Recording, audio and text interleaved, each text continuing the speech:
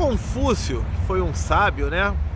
Ele nos ensina que uma semente, quando você planta, ela cresce silenciosamente. Já uma árvore, ela quando cai, faz um barulho danado, né? Às vezes faz até um estrago, né? Dependendo aí da situação. Quantas vezes na nossa vida a gente só presta atenção para o barulho? Só presta atenção naquilo que aparece na televisão, ou quando as pessoas dão tapinha nas costas de você, comemora, cumprimenta, sem que a gente se lembre que a parte silenciosa é quando você estuda sozinho, é quando você aprende, quando você lê um livro. Isso é que gera a tua construção para que você se torne grande e se desenvolva cada vez mais, né? Vamos aprender ao trabalho, a dar valor ao trabalho silencioso, tá bom?